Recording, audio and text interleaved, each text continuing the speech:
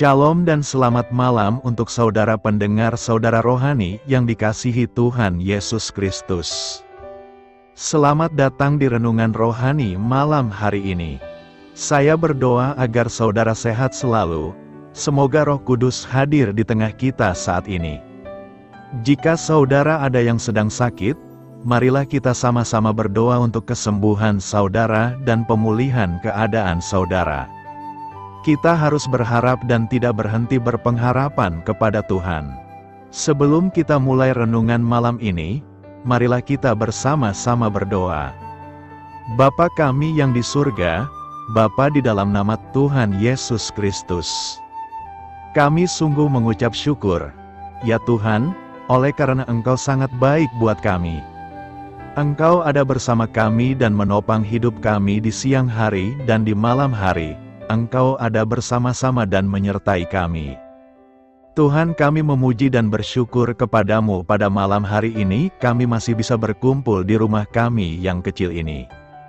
Tuhan, saat ini kami hendak mendengarkan firman-Mu. Berilah pengetahuan dan bimbinglah hamba-Mu ini, agar apa yang Engkau firmankan dapat bekerja sesuai kehendak-Mu, buat kami jemaat-Mu. Bukalah hati dan pikiran kami untuk mendengar dan menerima firman-Mu. Kiranya firman-Mu ini dapat menjadi berkat bagi kami. Berbicaralah, Tuhan, kami sudah siap menerima firman-Mu. Di dalam nama Tuhan Yesus Kristus kami berdoa dan mengucap syukur. Amin.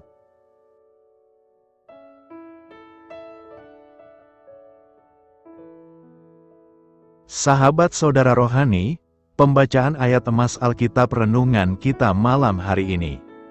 Nats pilihan kita adalah, bergumul bersama-sama dengan aku dalam doa kepada Allah untuk aku. Tertulis dalam kitab Roma 15 ayat 30, kata kunci renungan pada malam ini adalah, begitulah cara kerjanya. Dan bacaan kita pada malam ini terambil dari kitab Roma 15 ayat 23 sampai dengan ayat 33. Tetapi sekarang, karena aku tidak lagi mempunyai tempat kerja di daerah ini dan karena aku telah beberapa tahun lamanya ingin mengunjungi kamu, aku harap dalam perjalananku ke Spanyol aku dapat singgah di tempatmu dan bertemu dengan kamu, sehingga kamu dapat mengantarkan aku ke sana, setelah aku seketika menikmati pertemuan dengan kamu. Tetapi sekarang aku sedang dalam perjalanan ke Yerusalem untuk mengantarkan bantuan kepada orang-orang kudus. Sebab Makedonia dan Akhaya telah mengambil keputusan untuk menyumbangkan sesuatu kepada orang-orang miskin di antara orang-orang kudus di Yerusalem. Keputusan itu memang telah mereka ambil, tetapi itu adalah kewajiban mereka. Sebab, jika bangsa-bangsa lain telah beroleh bagian dalam harta rohani orang Yahudi, maka wajiblah juga bangsa-bangsa lain itu melayani orang Yahudi dengan harta duniawi mereka. Apabila aku sudah menunaikan tugas itu dan sudah menyerahkan hasil usaha bangsa-bangsa lain itu kepada mereka, aku akan berangkat ke Spanyol melalui kota kamu. Dan aku tahu, bahwa jika aku datang mengunjungi kamu, aku akan melakukannya dengan penuh berkat Kristus. Tetapi demi Kristus, Tuhan kita, dan demi kasih Roh, aku menasihatkan kamu, saudara-saudara, untuk bergumul bersama-sama dengan aku dalam doa kepada Allah untuk aku, supaya aku terpelihara dari orang-orang yang tidak taat di Yudea, dan supaya pelayananku untuk Yerusalem disambut dengan baik oleh orang-orang kudus di sana, agar aku yang dengan sukacita datang kepadamu oleh kehendak Allah, beroleh kesegaran bersama-sama dengan kamu, Allah, sumber damai sejahtera, menyertai kamu sekalian. Amin. Terambil dari kitab Roma 15 ayat 23 sampai dengan ayat 33. Topik dari ayat emas renungan kita adalah, bertolong-tolonganlah menanggung bebanmu. Demikianlah kamu memenuhi hukum Kristus. Mari kita mulai renungan malam kita. Untuk memulai hal baik, serahkanlah segala sesuatu hanya kepada Tuhan. Mari kita mulai segmen kisah inspiratif. Dalam buku yang berjudul Dear Zoe, Max De Pree menulis, Cara menyerahkan masalah kepada Tuhan adalah dengan meminta bantuan umatnya. Sebelum terbang ke Eropa untuk urusan bisnis, Max mendapati putrinya hamil. Padahal, pernikahan putrinya sedang menghadapi masalah serius. Kesedihan bercampur sukacita memenuhi hati Max saat ia berdoa dan menyerahkan putrinya dalam pemeliharaan Tuhan. Keesokan harinya, ia menceritakan kesedihannya kepada sahabatnya, David Hubat, dan berkata bahwa perasaannya tidak enak saat akan pergi ke Eropa. Ia meminta bantuan David untuk terus menjalin kontak dengan putrinya, menelepon atau mengunjunginya jika perlu. David meyakinkan sahabatnya bahwa ia akan melakukannya. Max merasa lega, tetapi juga bingung. Katanya, "Mengapa saya merasa begitu lega saat memasrahkan putri saya ke dalam pengawasanmu? Tetapi saya tidak begitu lega saat semalam memasrahkannya ke tangan Allah." Dengan lembut David menjelaskan bahwa memang demikian semestinya cara kerja tubuh Kristus. Rasul Paulus sangat menyadari fakta tersebut. Saat menghadapi kemungkinan timbulnya tentangan yang muncul dari orang-orang yang tidak percaya di Yerusalem, ia meminta orang-orang Kristiani di Roma untuk bergumul bersamanya dengan berdoa supaya ia diselamatkan dari orang-orang tidak percaya tersebut. Ya Tuhan, semoga kami tidak terlalu merasa tinggi hati untuk memohon pertolongan-Mu dengan meminta bantuan dari anak-anak-Mu. Yang kuat menanggung yang lemah.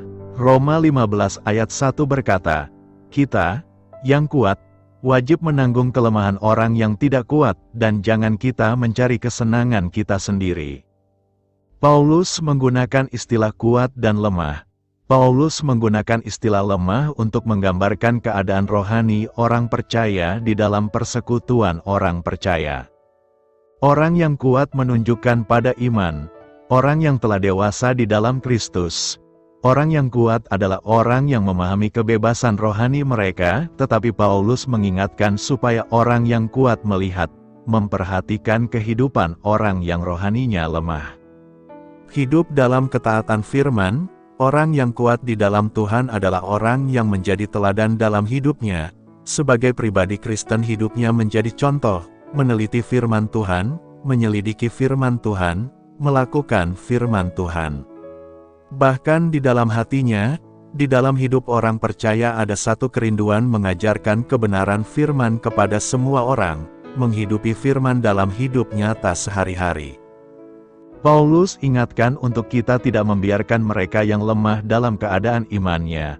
Oleh sebab itu mereka yang sudah pada level imannya lebih kuat dalam persekutuan orang percaya wajib menanggung kelemahan orang yang tidak kuat imannya. Yang dimaksud lemah adalah mereka yang lambat mengalami pertumbuhan dan pembangun manusia spiritualnya. Setiap orang percaya harus mengalami kemajuan dan meningkat pertumbuhan rohaninya. Ia harus masuk lebih dalam lagi di sungai air kehidupan. Dari mata kaki, ke paha, ke pinggang, ke dada, dan seterusnya sehingga ia mencapai tingkat pertumbuhan iman yang baik.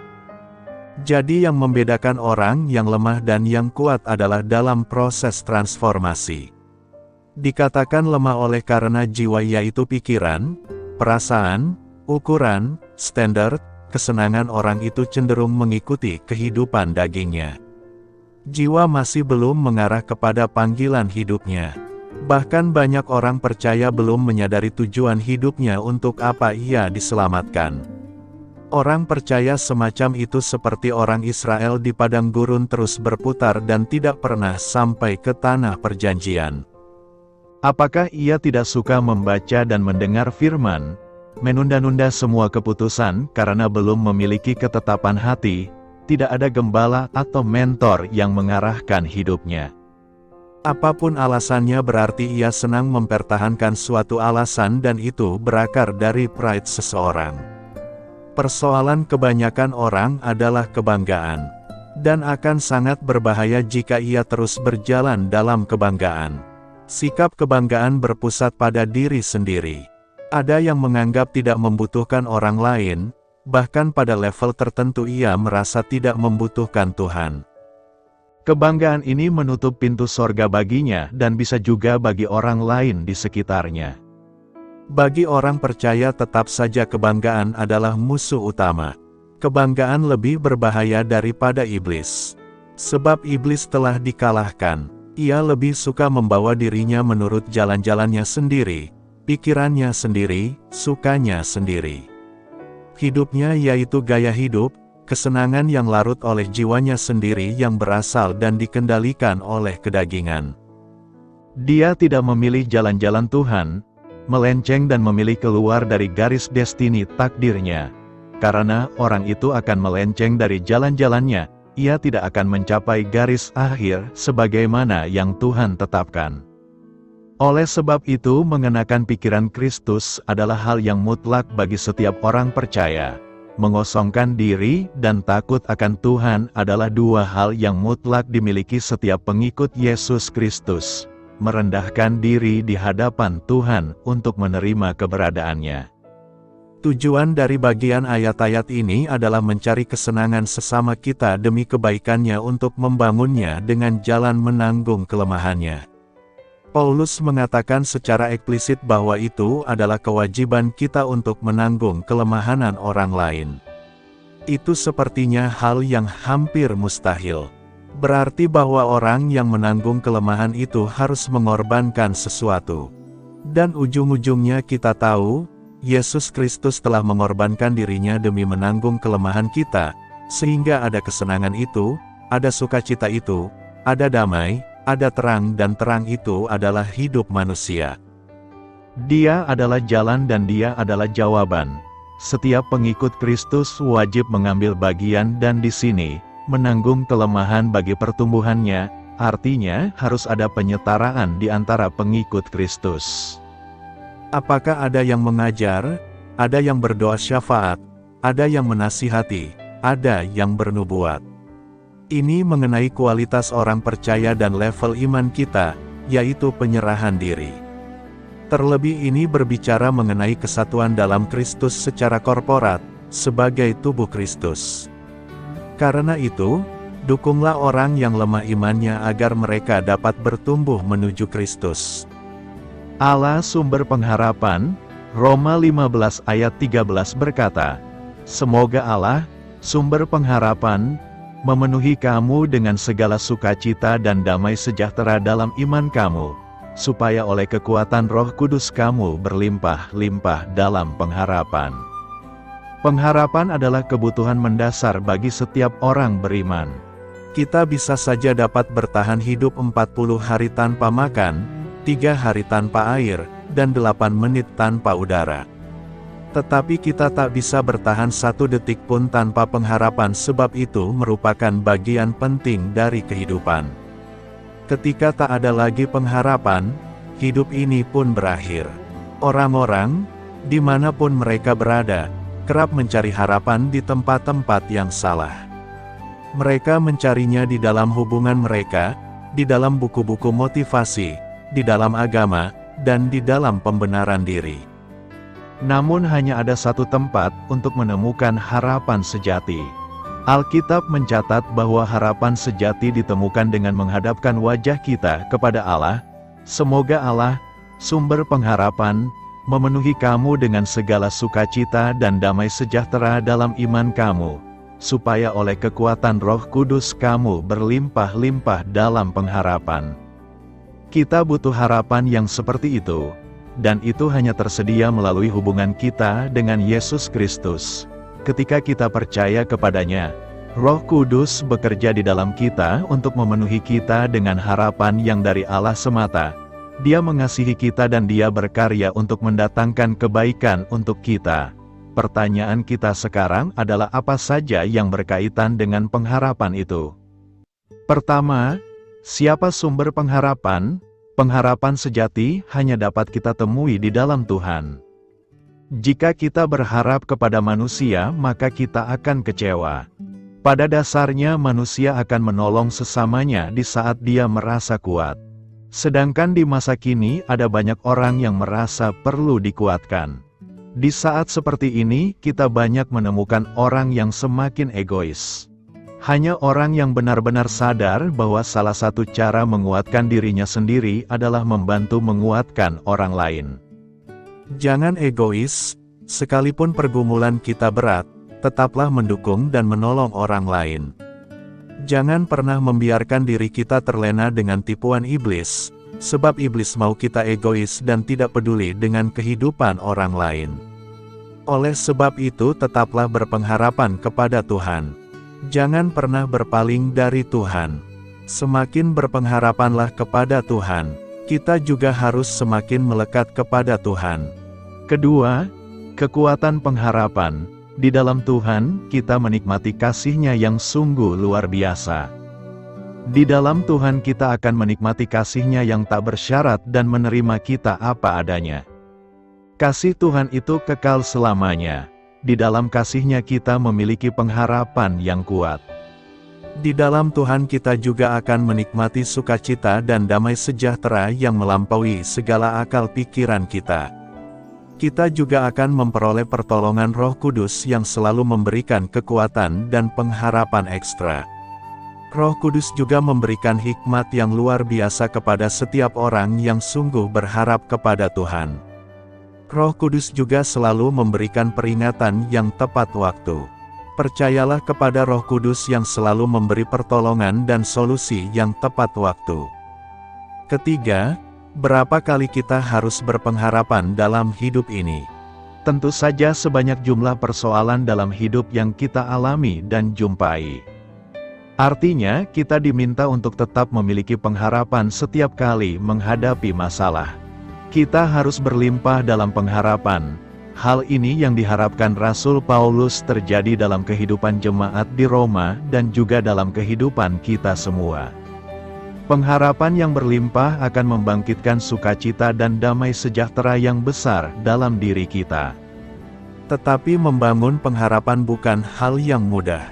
Apalagi kalau kita membangunnya dengan mengandalkan kekuatan diri sendiri. Dengan segala keterbatasan diri yang ada, maka pengharapan yang kita bangun bersifat rapuh. Karena itu Rasul Paulus mengajak jemaat di Roma dan kita semua untuk membangun semangat pengharapan itu di dalam diri Tuhan Yesus sebagai sumber pengharapan. Hanya di dalam Tuhan Yesus, kita akan menemukan pengharapan yang sejati. Sayangnya banyak orang yang menolak kehadiran Tuhan Yesus untuk memberi pengharapan sejati dalam hidup mereka. Mereka memilih untuk mencari pengharapan yang lain di luar Tuhan. Hanya orang yang hidup dalam iman kepada Kristus akan sedia menyerahkan hidupnya dalam pengharapan bersama dengan Tuhan. Dengan iman, kita dapat mempercayakan hidup kita untuk aktif bersama-sama dengan kasih Tuhan yang senantiasa nyata. Iman akan memampukan kita untuk dapat melihat segala sesuatu yang ada di balik pengharapan yang kita bangun di dalam Kristus. Sebab itu pengharapan yang kita bangun dalam iman bersama Kristus takkan pernah menjadi pengharapan yang sia-sia. Kristus akan menuntun kita untuk dapat melewati apapun kesulitan hidup yang kita alami. Karena itu, marilah kita bersandar pada Allah sebagai sumber utama pengharapan kita agar kekuatan Roh Kudus berlimpah-limpah dalam kita. Allah sumber kasih karunia. Kita telah memasuki minggu Infokafit yang artinya, bila ia berseru kepadaku, aku akan menjawab. Tema yang akan kita renungkan adalah, Allah sumber kasih karunia. Musa menyadari bahwa semua yang didapat merupakan kasih karunia Tuhan. Bangsa Israel bisa tidak dibinasakan walaupun sudah melakukan dosa yang begitu besar karena kasih karunia Tuhan. Selain itu dia meminta kepada Tuhan supaya Tuhan memberitahukan jalannya supaya bangsa Israel bisa berjalan sesuai dengan kehendaknya, supaya dia bisa mengenal Tuhan dengan lebih baik. Kita bangsa Israel secara rohani juga telah menerima kasih karunia dari Tuhan. Dosa kita ditebus dan kita beroleh keselamatan. Dalam perjalanan menuju kerajaan sorga, apakah kita memiliki keinginan seperti Musa untuk mengenal Tuhan? Mengenal di sini memiliki arti, mengenal karena hidup bergaul, mengenal karena mempunyai pengalaman bersama.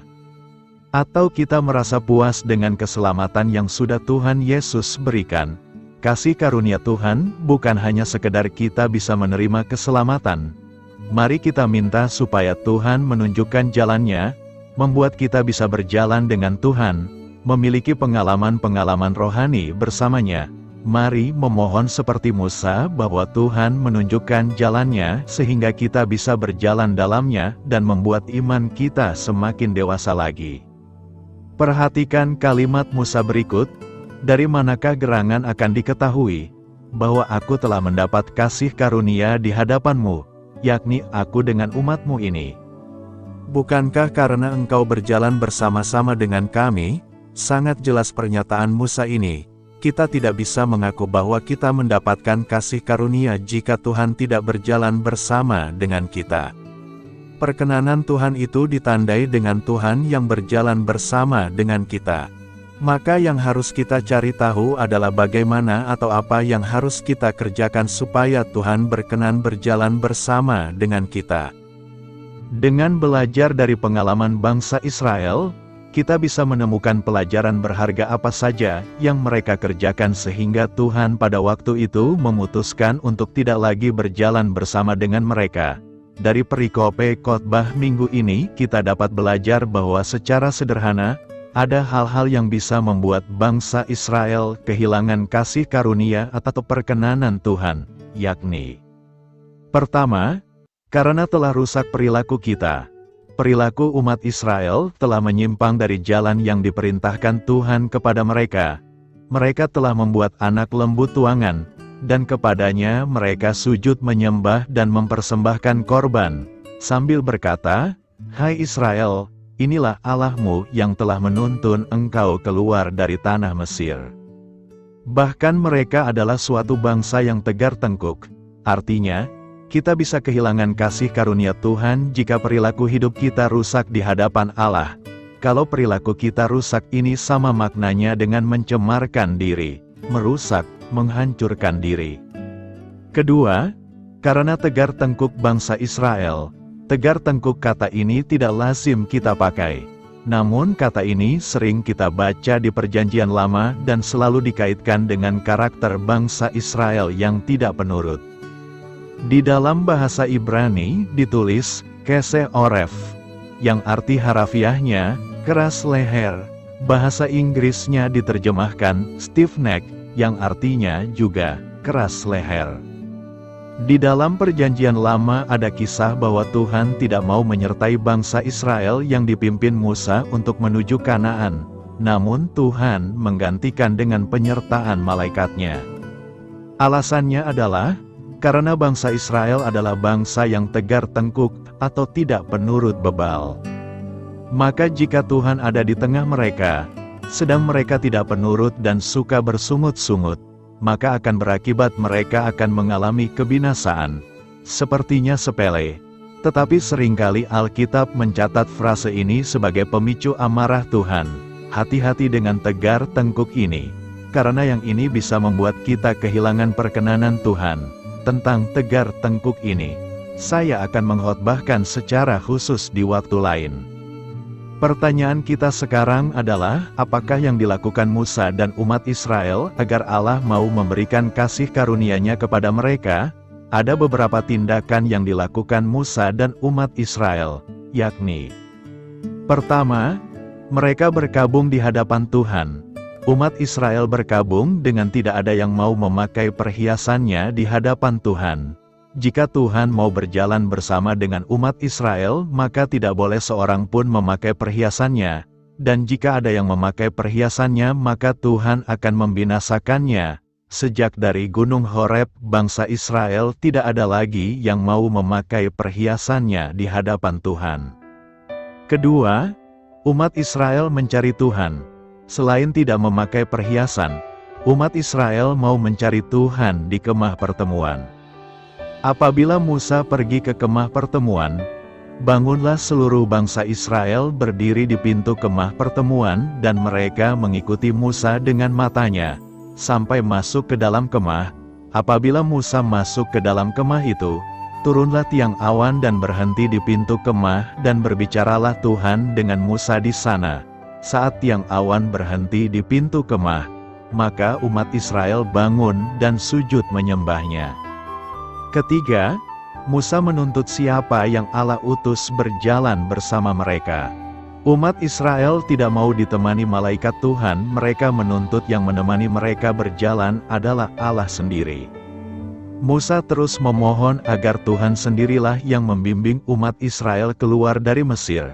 Jika Tuhan tidak mau, maka mereka tidak akan mau berangkat menuju tanah Kanaan.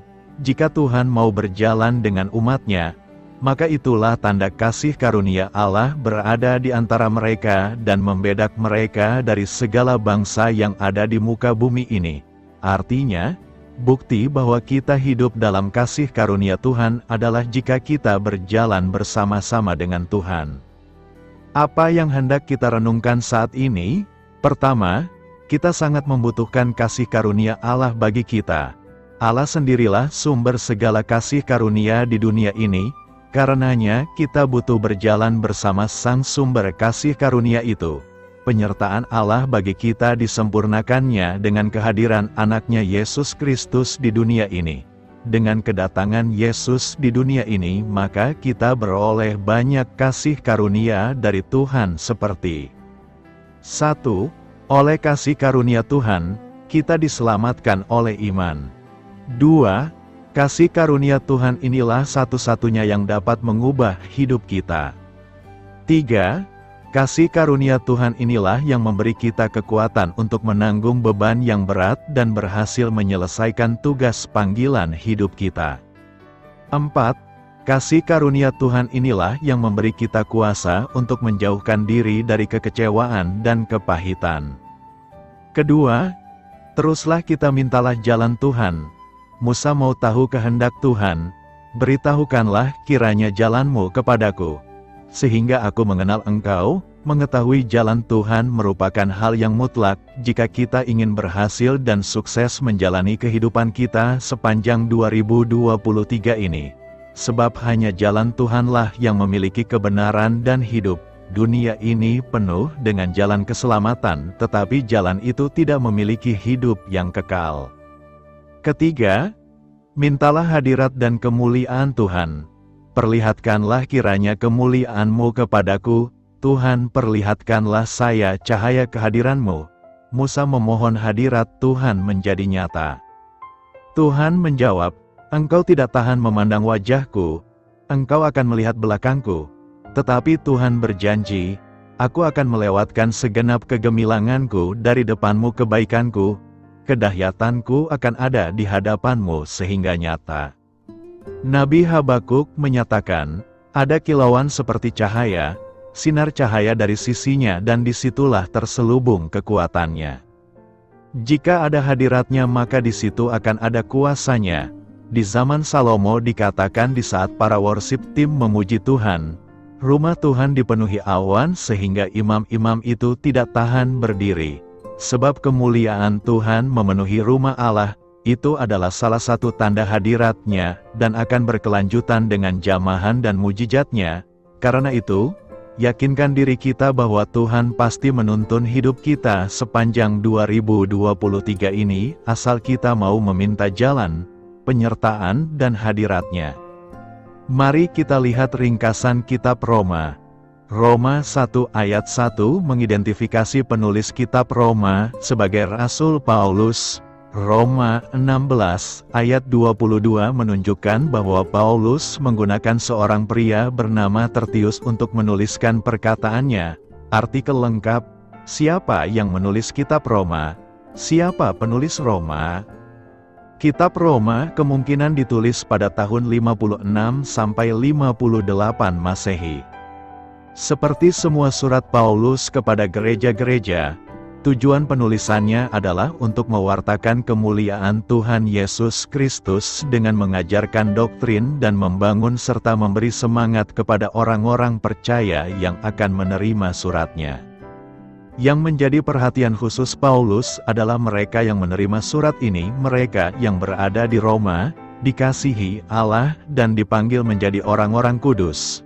Karena dia sendiri adalah warga negara Romawi, maka dia mempunyai kecintaan yang unik terhadap jemaat orang-orang percaya di Roma. Karena sampai saat ini dia belum mengunjungi gereja di Roma, surat ini juga berfungsi sebagai pengantarnya kepada mereka.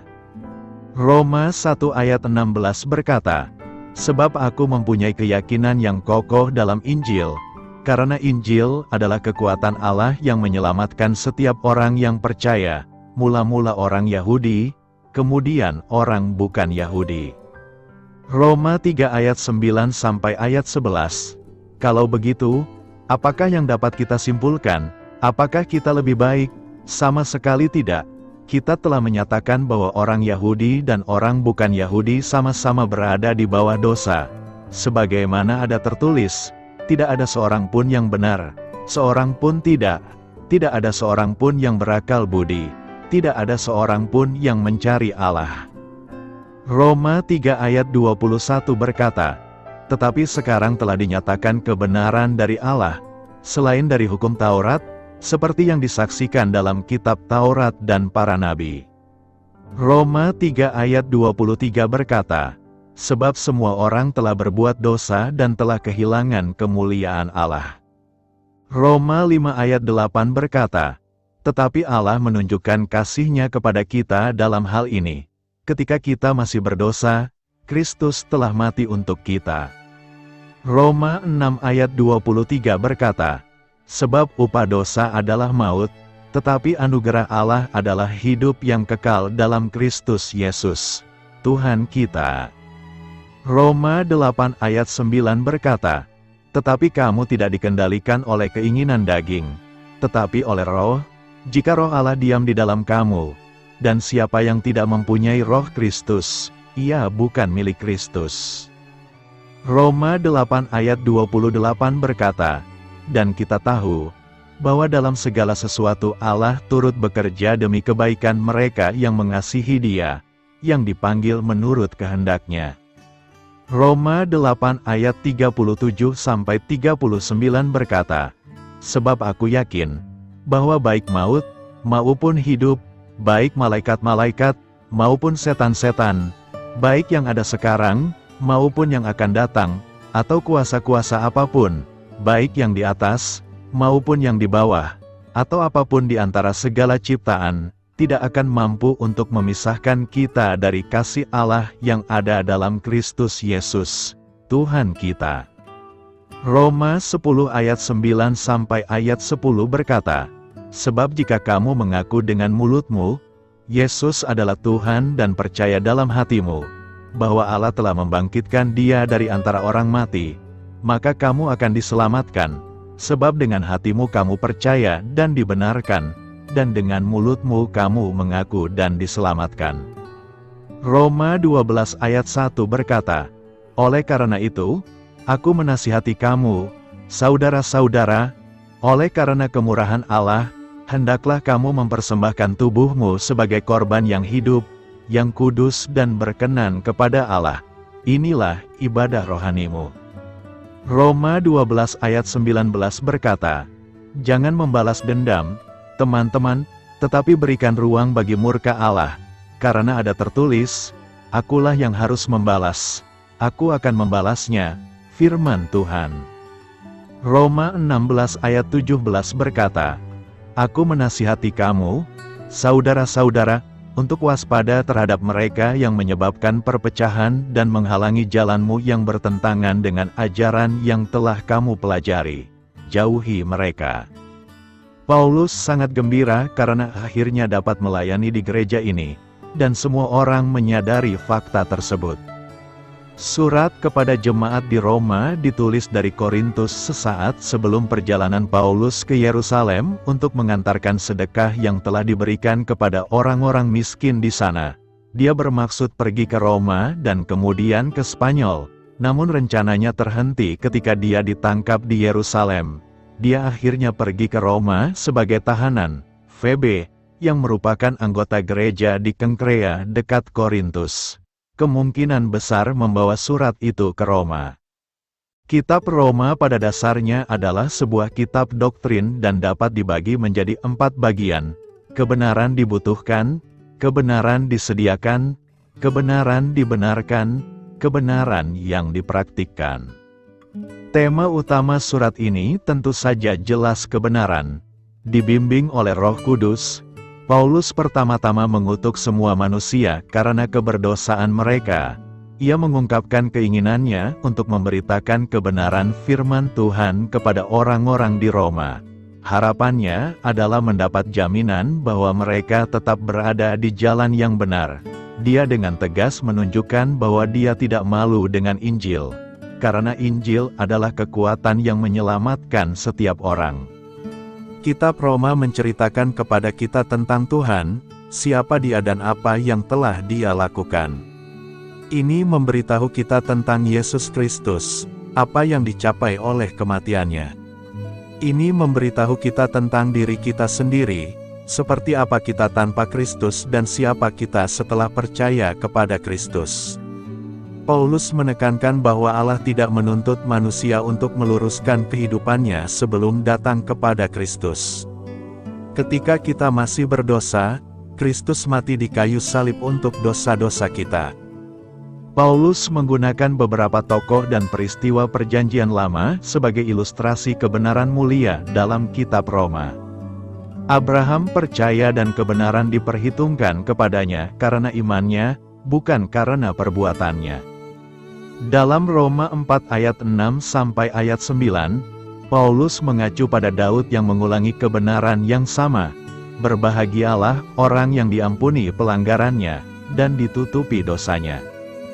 Berbahagialah orang yang dosanya tidak diperhitungkan Tuhan.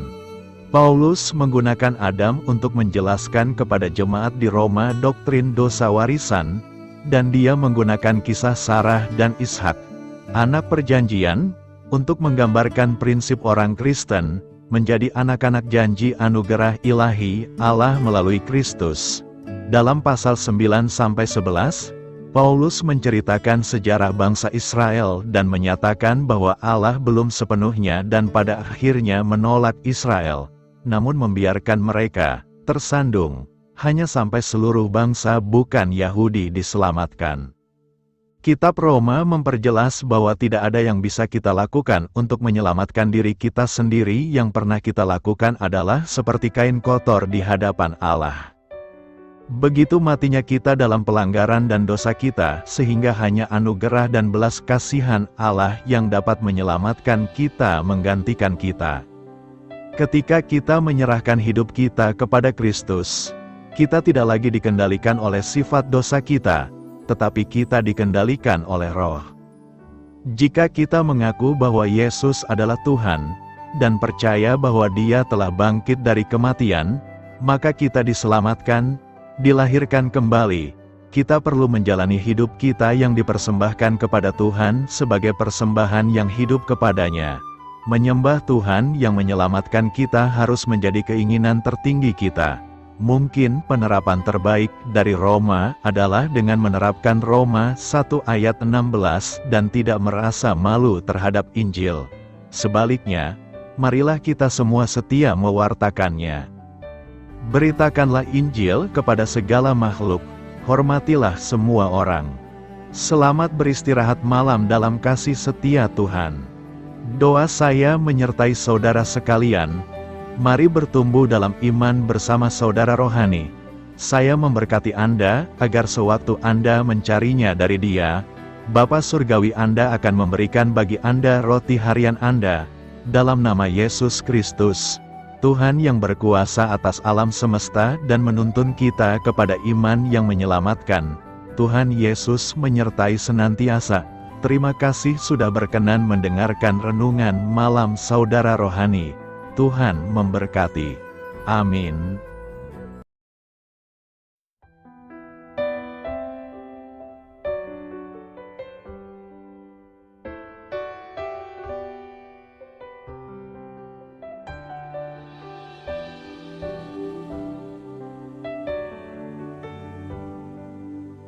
Marilah kita renungkan, sahabat saudara rohani, demikianlah renungan firman Tuhan malam hari ini. Semoga menjadi berkat di dalam hidup kita dan menjadikan kita pribadi yang lebih baik. Sebelum kita beristirahat pada malam hari ini, marilah kita berdoa. Bapa kami yang di surga, Bapa di dalam nama Tuhan Yesus Kristus. Kami sungguh mengucap syukur, ya Tuhan, oleh karena Engkau sangat baik buat kami. Engkau ada bersama kami dan menopang hidup kami di siang hari dan di malam hari. Engkau ada bersama-sama dan menyertai kami, ya Tuhan Yesus. Kami mengucap syukur untuk firman-Mu, ya Tuhan, yang memberikan kami kekuatan dan menyadarkan kami bahwa kami tidak perlu takut dengan gelap dan malam. Sebab Tuhan, Engkau ada bersama kami. Engkau melindungi kami dan menjadi perisai bagi kami hamba-Mu berdoa saat ini. Tuhan, untuk setiap pendengar renungan ini yang mengalami ketakutan, kecemasan, kegelisahan, pada situasi gelap dan malam hari di dalam nama Tuhan Yesus Kristus. Kuasa Tuhan melepaskan mereka dari segala ikatan roh-roh ketakutan yang mengikat mereka saat ini. Tuhan melepaskan setiap anak-anak-Mu dari segala rasa takut dan kecemasan. Di dalam nama Tuhan Yesus segala kuasa-kuasa roh jahat, kuasa setan iblis yang mengganggu anak-anak-Mu, ya Tuhan, tolong hancurkan dan halaukan dengan kuasa-Mu. Dalam nama Tuhan Yesus Kristus, berkati setiap kami anak-anak-Mu, ya Tuhan, dan lindungilah kami. Kami aman di dalam Engkau. Ya Tuhan, penuhilah setiap hati kami dengan keberanian, damai sejahtera, dan sukacita serta ketenangan yang dari Tuhan. Berkati kami di malam hari ini, saat kami tidur dan beristirahat. Kuasa-Mu, ya Tuhan, menaungi setiap kami, memberkati dan melindungi kami. Bangunkanlah kami kembali besok pagi dengan kekuatan yang baru. Tubuh yang sehat diberkati Tuhan dan berkat-berkat yang baru Tuhan sediakan bagi kami. Terima kasih. Ya Tuhan, kami sungguh mengucap syukur untuk firman-Mu yang menguatkan kami. Dalam nama Tuhan Yesus Kristus Juru Selamat kami, Bapa kami yang baik, kami mengucap syukur dan berdoa haleluya. Amin. Biarlah firman Tuhan menjadi pengingat untuk kita semua, bahwa tuntunan dari Roh Kudus akan selalu memberi jalan keluar bagi setiap permasalahan hidup kita, dan memberi kedamaian di hati kita. Amin. Sampai jumpa di renungan malam saudara rohani berikutnya.